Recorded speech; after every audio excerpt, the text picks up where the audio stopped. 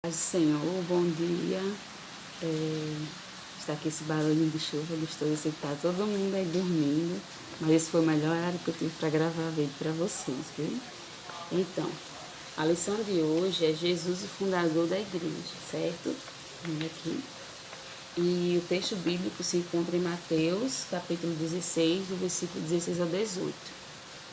E diz: quem crê e for batizado será salvo, mas quem não crê será condenado. Estes sinais acompanharão os que crerem. Em meu nome expulsarão demônios, falarão novas línguas, pegarão serpentes, e se beberem algum veneno mortal, não lhes fará mal nenhum. Imporão as mãos sobre os doentes e estes ficarão curados. E a leitura em destaque, essa aqui, ó. Né? Jesus é aquele de quem as escrituras sagradas dizem: a pedra que vocês, os construtores, rejeitaram, veio a ser a mais importante de todas. Então, vamos orar para começar a nossa lição. Senhor nosso Deus, nosso Pai, estamos aqui na Tua presença. Te pedimos, Senhor, que o Senhor venha abençoar a nossa aula, que o Senhor venha nos ajudar a aprender tudo que vai ser ensinado neste dia. E que o Senhor nos ajude, Pai, a sermos igreja, a sermos a igreja que o Senhor fundou aqui na terra, Jesus. Nós te agradecemos por tudo, em nome de Jesus. Amém. Então, nós vamos falar sobre o Jesus Cristo, o fundador da igreja, e vamos falar principalmente sobre o ministério dele. Mas, para conhecermos o ministério de Jesus, nós precisamos ler os evangelhos, né? Mateus, Marcos, Lucas e João. Quando nós lemos os evangelhos, nós nos deparamos com a seguinte questão: se os evangelhos foram escritos para falar sobre a vida de Jesus, por que eles são diferentes entre si? É o seguinte: a preocupação principal dos autores não era simplesmente falar da vida de Jesus, mas da sua mensagem de salvação trazida por ele, certo? Então, assim, cada autor escreveu sua história, escreveu do seu ponto de vista. Então, ele escolheu aquele que mais chamou a atenção, os detalhes. Então, nós podemos ver que a história tem alguns detalhes em uns evangelhos e em outros não. Mas a mensagem principal, que é a mensagem da salvação, está em todos, certo? Então, você pode encontrar versões diferentes da mesma história. Por isso, os 4 evangelhos são verdadeiros e inspirados pelo Espírito Santo, certo? Vamos colocar isso na nossa cabeça. Que os evangelhos, apesar de serem um pouco diferentes uns dos outros, mas a mensagem principal é falando sobre Jesus, e cada um, quando escreveu essas histórias, eles estavam em pontos diferentes, né? Eles estavam como é que eu posso dizer? Eles estavam em ângulos diferentes, então cada um pôde observar de formas diferentes, certo? Mas assim, nós podemos ver agora como é que foi a vida de Jesus antes do ministério dele. Vamos para a infância, né? Pouco se sabe sobre a história de Jesus quando era criança, né? Poucos relatos tem na Bíblia sobre os acontecimentos, são poucos. Sua apresentação no Templo de Jerusalém, a adoração que recebeu dos magos do Oriente, a fuga para o Egito, e quando ele tinha 12 anos, foi encontrado no Templo de Jerusalém conversando com os mestres da lei, né? É provável que ele tenha recebido a educação dada aos meninos judeus de sua época, certo? Ele tinha educação bíblica no lar e nas sinagogas para meninos, além de também aprender o ofício do pai, a profissão do pai também, né? Antes dos seus 30 anos, Jesus, ele provavelmente trabalhou como carpinteiro em Jerusalém para sustentar a sua família, sendo ele o filho mais velho, né? E durante todos esses anos, Jesus, ele teve tempo para estudar as escrituras mais a fundo e para orar. O ministério dele era um ministério muito importante, né? Então ele precisou se preparar espiritualmente, né? Estar bem preparado espiritualmente para poder cumprir a vontade de Deus, a vontade do Senhor. Lucas 3:23 diz que seu ministério começou quando ele tinha cerca de 30 anos. A Bíblia não nos diz exatamente a data, certo? Entre os judeus, o homem já atingia maturidade quando estava com 30 anos. Então, ele já podia ser mestre e fazer discípulos. Com 30 anos, Jesus ele já estava pronto para lidar com a responsabilidade do seu ministério, né? Então, ele já aguentava a pressão da sua missão. E ele, assim, ele tinha uma característica que era muito interessante, né? Ele tinha inteligência para resolver problemas, ele tinha respostas sábias para perguntas, assim, aquelas perguntas meio complicadas, aquelas perguntas problemáticas. Então, isso já era também, já era em parte fruto da sua idade madura. E durante seu ministério, ele viveu uma sociedade de muito preconceito, né? Os judeus religiosos daquela época, eles ensinavam que certas pessoas não eram dignas do amor de Deus. Essas pessoas eram excluídas da sociedade, né? E Jesus, ele se aproximava dessas pessoas com amor e resgatava elas, né? Essas pessoas que eram tão rejeitadas por todos. E isso nos mostra como Jesus era amoroso, né? Ele não veio para aquele que estava são, aquele que achava que estava bem. Ele veio para aqueles que necessitavam dele, aqueles que estavam doentes, né? Eu não vim para os sãos, eu vim para os doentes. Os sãos não precisam de médico, né? E isso nos leva a uma reflexão. Com quem nós estamos mais parecidos? Com quem nós estamos parecidos? Com Jesus, que era amoroso, que atraía as pessoas para ele, que não rejeitava, ou os judeus religiosos, os fariseus, né? Que rejeitavam, que discriminavam. Com quem nós estamos mais parecidos? Vamos fazer essa reflexão, né? Jesus realizou muitas curas e milagres que são inexplicáveis à lei da natureza, né? Lei natural. Eu trouxe aqui para vocês... Eu trouxe aqui para vocês, assim, leve em consideração meus dons, meus talentos para o desenho.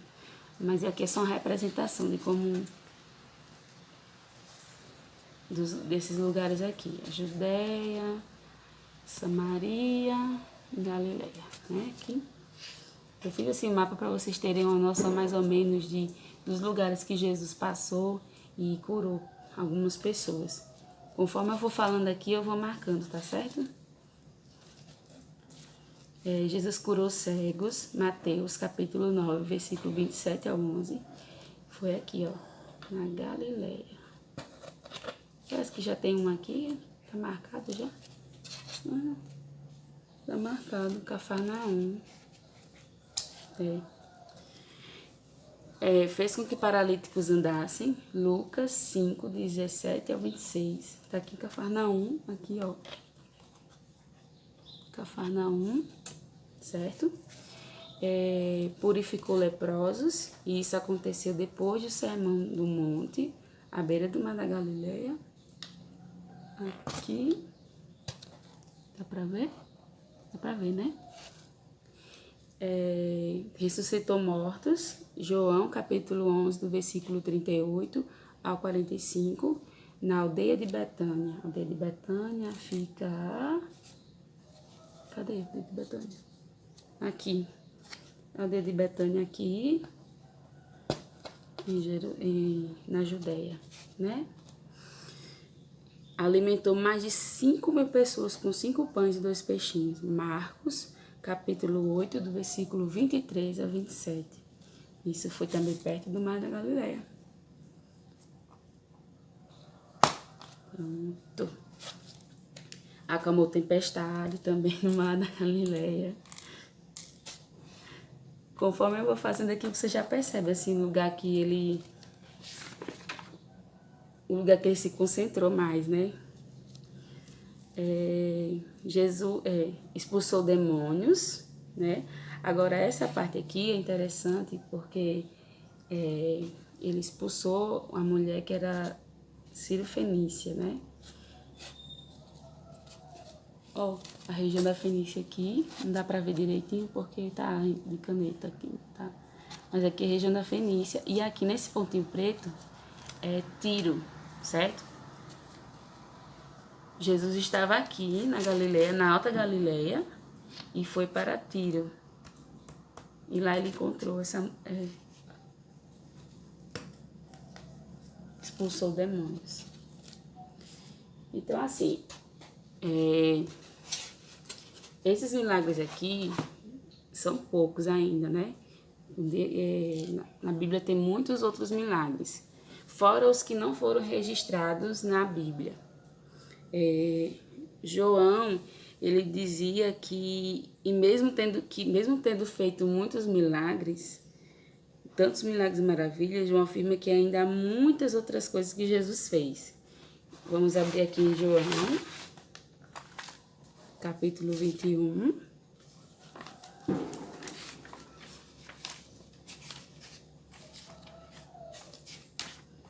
Cadê João? João capítulo 1, versículo 25. Jesus fez também muitas outras coisas. Se cada uma delas fosse escrita, penso que nem mesmo no mundo inteiro haveria espaço suficiente para os livros que seriam escritos. Em seu ministério, Jesus lutou para alcançar o maior número possível de pessoas com a sua mensagem, pois ele era o Salvador do mundo, né? Então, ele escolheu alguns homens, né, para dar continuidade à sua obra após o seu retorno ao céu, né? Então, ele fez muitos discípulos e dentre esses discípulos ele escolheu 12 homens para dar ensinamentos especiais. Esses homens seriam quem? Os apóstolos. Os apóstolos, eles foram preparados para ensinar tudo aquilo que eles aprenderam com o mestre, né? A revelação de Deus e a salvação que foi oferecida ao mundo, né? Pelo Filho, né? Por meio do Filho. Então, assim, quando seu ministério estava próximo do fim, Jesus, ele se dedicou ainda mais para ensinar seus discípulos, né? Como ele sabia que já estava perto, ele precisava ensinar mais. Então, quando ele ressuscitou, ele apareceu para eles muitas vezes e a sua última palavra de ordem foi para que os discípulos, né? Para que os discípulos fossem pelo mundo levando o evangelho, anunciando o evangelho para todas as pessoas, né? Que é Marcos, capítulo 16, versículo 15. Vão pelo mundo todo e pregam o evangelho a todas as pessoas. Então, essa foi a palavra de ordem de Jesus, certo? E ele ainda prometeu que estaria com todos eles até a consumação do tempo, né? Até o fim dos tempos. Aí fica a perguntinha. Mas quem fundou a igreja? Claro, né? Jesus é o verdadeiro fundador e líder da igreja em todo o mundo. E quando a gente vai pensar em igreja, a gente pensa assim, a igreja não é um edifício. A igreja é um conjunto de pessoas, todas salvas, de todos os tempos e lugares, entendeu? Então, assim, onde 2 ou mais pessoas estiverem reunidas, ali estará a igreja, né? Ali será a igreja. A Bíblia nos diz que Jesus é a pedra angular da igreja, certo? Em Efésios, capítulo 2, 19 ao 20, diz assim: portanto, vocês já não são estrangeiros nem forasteiros, mas concidadãos dos santos e membros da família de Deus, edificados sobre o fundamento dos apóstolos e dos profetas, tendo Jesus Cristo como pedra angular. Então, essa pedra angular seria a primeira pedra de um edifício e que em torno dela seria feita a construção. Assim,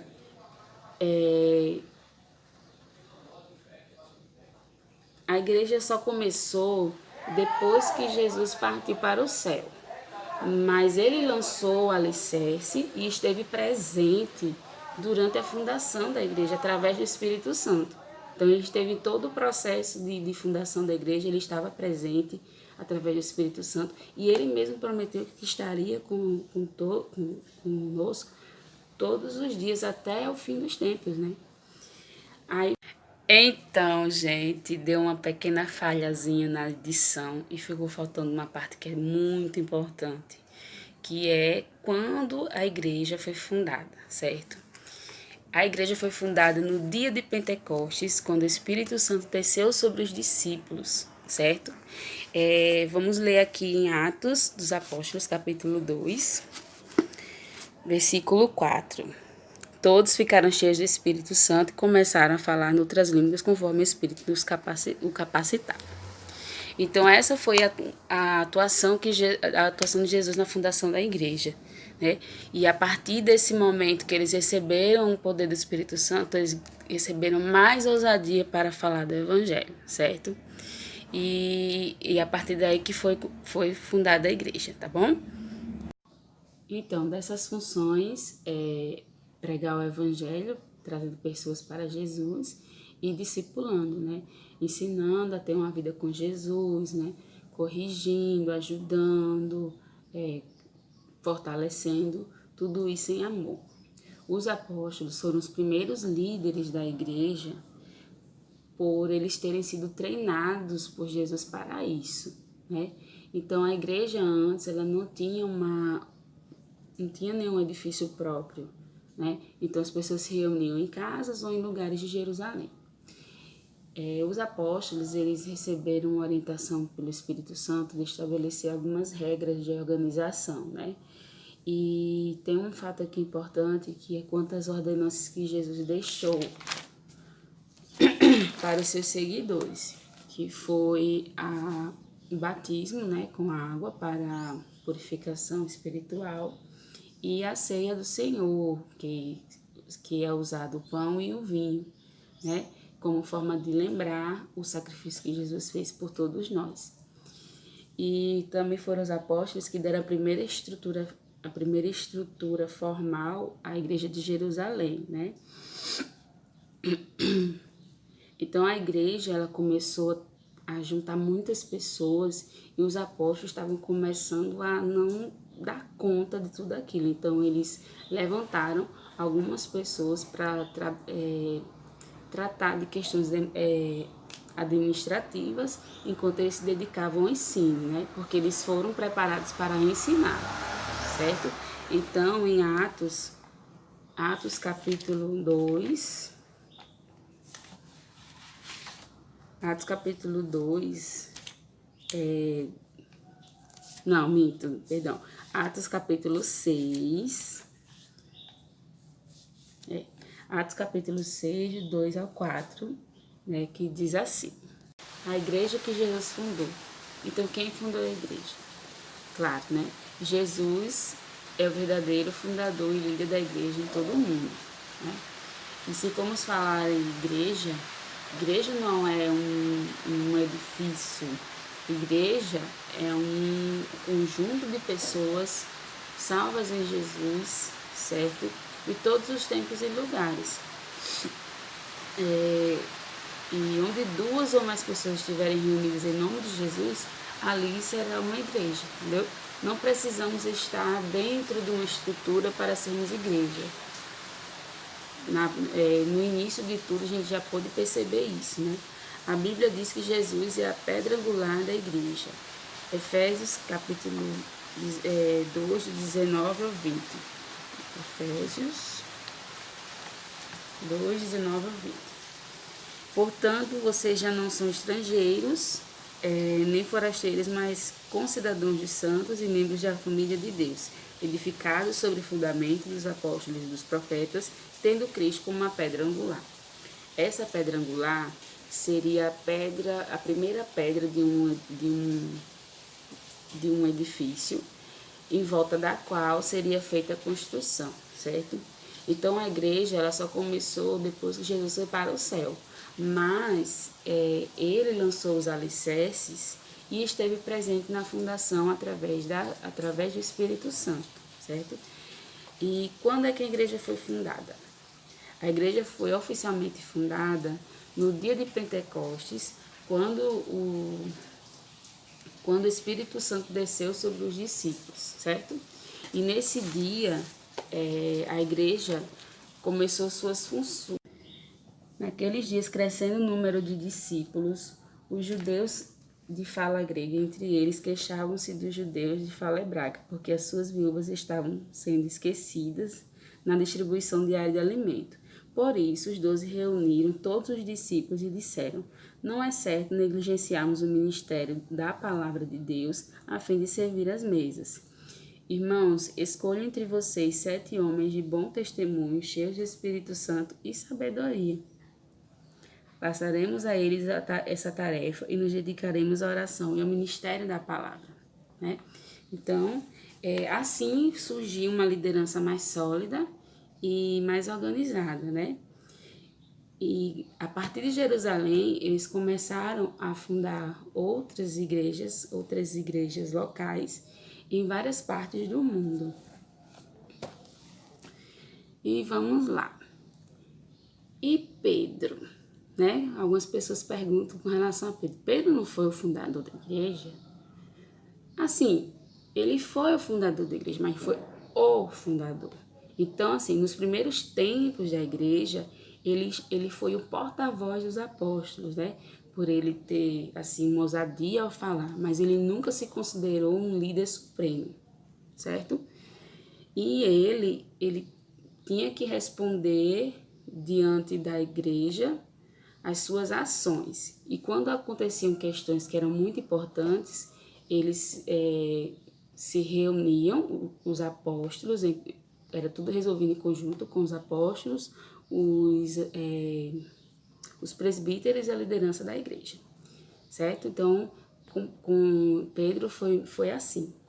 E Paulo, né? Algumas pessoas fora da igreja pensaram que Paulo fosse o fundador, mas, na verdade, a igreja já existia há alguns anos quando Paulo se converteu. E ele fundou muitas igrejas durante as suas viagens missionárias. Então, gente, para concluir, eu tenho uma coisa para trazer para vocês. Muitos dizem que Jesus não fundou a igreja, certo? Realmente, ele não fundou instituições religiosas, mas a igreja sim, certo? Embora Jesus não fundou instituições religiosas, a igreja é composta por instituições legalmente constituídas de acordo com as leis de cada país, certo? A igreja que Jesus fundou, ela não é composta ela não está limitada, ela é composta por pessoas de todos os lugares e línguas que professam o nome de Jesus e o confessam como o Senhor e Salvador de suas vidas. A igreja que Jesus fundou não está limitada aos templos, mas se reúne nele para cultuar o Senhor e promover a comunhão entre os irmãos. Então, assim, como é importante nós sermos igreja, né? Hoje, mais do que nunca, nós entendemos realmente o que é ser igreja, porque mesmo distantes, nós percebemos a união dos salvos, né? Nós percebemos que mesmo a gente não podendo entrar no templo para adorar o Senhor, nós temos nos reunido, seja em videochamadas, seja numa aula como essa aqui, seja num círculo de oração que está tendo no grupo do WhatsApp. Nós continuamos sendo igrejas, nós continuamos exercendo o papel de Jesus como discípulos dele, de levar a palavra, de anunciar as boas novas. E mais do que nunca, nesse momento tão difícil, nós temos que ser igreja, nós temos que desempenhar o papel que Jesus nos ordenou, que nós fôssemos pelo mundo levar o evangelho a toda criatura. Claro que a gente não pode sair de casa para ir para levar o evangelho, né? Mas nós podemos usar da internet como um meio de levar Jesus para as pessoas, né? Então, que essa lição venha mostrar realmente o significado do que é ser igreja, do ministério de Jesus, o quanto foi importante, e que a partir dele, hoje nós temos acesso à palavra de Deus, né? Que ele deixou seu legado, né? Ele treinou pessoas para constituir a igreja, né, fisicamente, e para dar continuidade espiritualmente, né? Então hoje nós somos mais do que nunca a igreja do Senhor, independente de estarmos em um templo ou não. Então acredito que esse período de pandemia seja também para nos alertar qual o papel que nós estamos desempenhando na igreja, né? Porque igreja não é ir, igreja é ser, né? E a igreja que Jesus fundou não foi fundada com pedras de concreto, mas com seu sangue derramado no Calvário, que comprou-nos acesso a Deus. Efésios 3, 25 a 27, 1 Pedro 2, 9 e 10. Então, que essa lição de hoje venha nos levar à reflexão sobre sermos igreja do Senhor, sobre a importância do ministério de Jesus na terra, né? Que graças a ele nós hoje estamos aqui, né? Recebendo o amor do Senhor, nós conseguimos ser alcançados por Deus, né? E que a gente venha realmente refletir sobre o nosso papel como igreja diante dessa situação tão difícil, né? Que nós possamos orar uns pelos outros, que nós possamos trazer mensagens de ânimo, mensagens de salvação, né? E que muitas vidas sejam edificadas através da igreja que somos nós. Então, é essa lição que eu tenho para vocês. A aula que vem vai ser muito boa também, que é o nascimento histórico da igreja, né? Vai dar continuidade sobre o nascimento da igreja. Vocês vão ver com mais detalhes essa história, né? Então, fiquem com Deus. Deus conceda uma semana abençoada para vocês. Não esqueçam de comentar aqui, deixe o seu like, ative o sininho de notificações para que quando houver mais aulas ou mais novidades durante a semana, que eu acredito que a gente vai fazer alguma coisa durante a semana também, vocês possam receber, né, de imediato e poderem assistir, tá bom? Então, um abraço para vocês e a paz do Senhor.